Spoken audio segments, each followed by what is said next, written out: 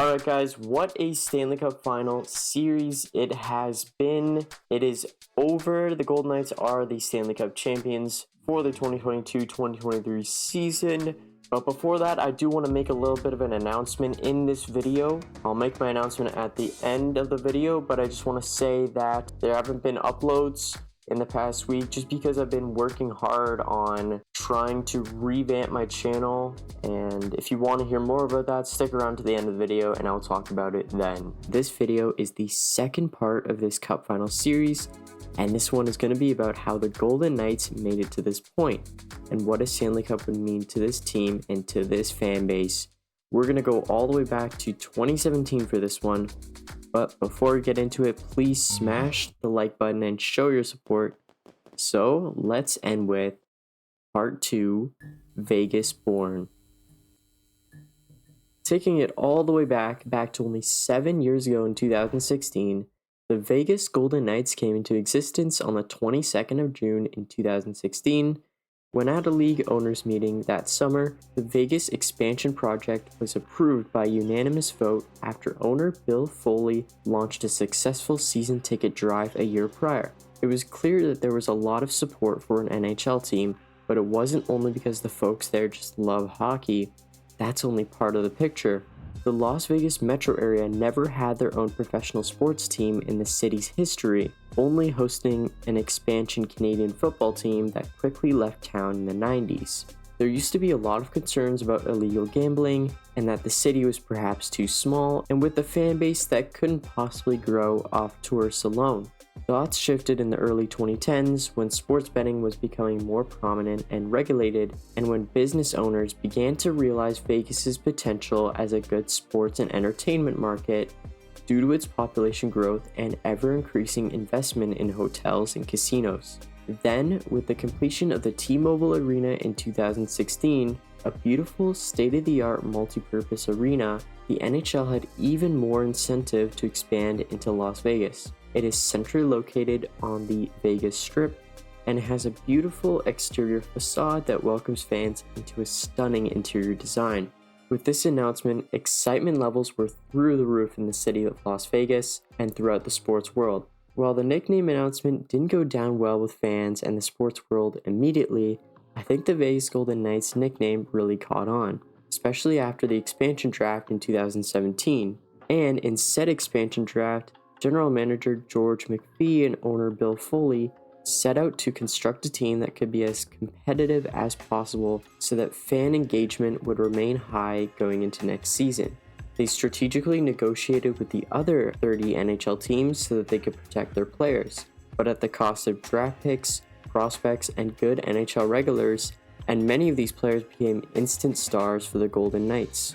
Some examples of this are when the Golden Knights took defenseman Clayton Stoner from the Anaheim Ducks, but they also acquired defenseman Shea Theodore so that Sami Vatanen and Josh Manson would be protected, i.e. not picked by Vegas. Vegas also received a first-round draft pick from the Columbus Blue Jackets to ensure that they picked William Karlsson instead of Josh Anderson and Jonas Korpisalo. A really bad deal for the Florida Panthers happened when they traded Riley Smith to the Knights so that they could pick Jonathan Marchessault in the draft instead of defensemen Mark Pysyk and Alex Petrovic. Smith and Marchessault have been stars for the Golden Knights for years now and are now really making their mark on this cup run. Another big deal for Vegas was when the Minnesota Wild traded them Alex Tuch, who turned into a star, so that they could pick Erik Haula instead of Matt Dumba. George McPhee was great at strategically dealing teams to make his team as competitive as possible, as quickly as possible, and they ended up with a haul of great players, misfits if you will, that laid the foundation for an incredible expansion team that finished first place in the Pacific Division in their first ever season, and made it to the Stanley Cup Finals, only losing to the Capitals in 5 games. This wasn't it though. The Golden Knights continued to progress and establish themselves as perennial contenders in their division, making the playoffs in their next 3 seasons. They made the conference finals twice in 2020 and 2021, and they lost both of these playoff series with head coach Peter DeBoer. and he was let go at the end of the 2021-22 season. There was increasing amounts of criticism of DeBoer, who repeatedly impressed in the regular season in his years in Vegas, but then did not get enough out of the team in the playoffs. And this was a team that had a lot of star players, including Max Pacioretty, Mark Stone, Riley Smith, Jonathan Marchessault, William Karlsson, Shea Theodore, Nate Schmidt, Chandler Stevenson, Alex Tuch, and with a goaltending duo of Marc-Andre Fleury and Robin Lehner. It was really a stacked team. They even added guys like Matthias Janmark, Evgeny Dadonov, and Alex Pietrangelo, and they even struggled with managing their salary cap, but they couldn't break through to make the Stanley Cup Finals in those years. Of course, this year was different.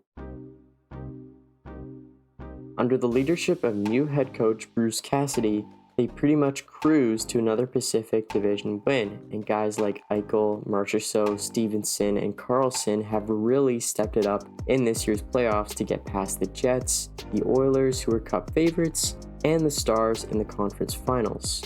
And we know what happens in Game 5 already. And the Vegas Golden Knights are the Stanley Cup champions. They beat the Panthers 9-3. That was the final score. A huge, humiliating defeat. It was pretty surprising how they totally humiliated the Panthers in their last game. Of course, they were missing Tkachuk, and it came out that Aaron Ekblad had a bunch of injuries and stuff like that. So they were a little bit beat up, but at the same time, it's just a huge surprise that they just lost in such a fashion. But anyway, as for my announcement that I was talking about at the beginning of the video, I am gonna switch up my channel. So what I want to do is upload more videos for you guys so that you always have my videos to watch in a given week. You know, I'll try to go for like 2 or 3 uploads a week. Personally, I want to be a YouTuber that uploads more often rather than not as often. So I think that's really important for me.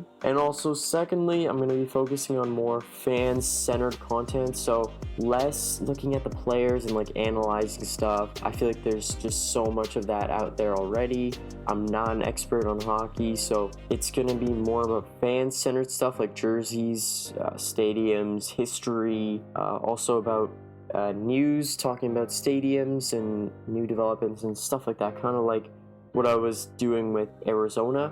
And then the second big part of it is that I will be changing my channel name. It will be different, so you guys will see that, and just don't get alarmed by it. And also, I'm going to be talking about not just hockey, but also a lot of other sports, just to incorporate everything. I don't want to leave anything on the table. I respect all sports.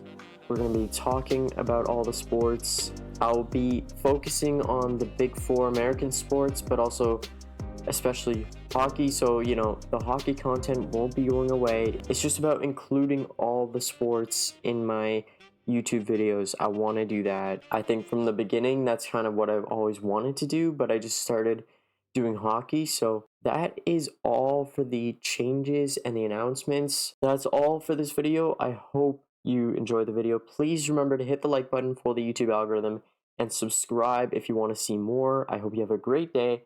I will see you next time.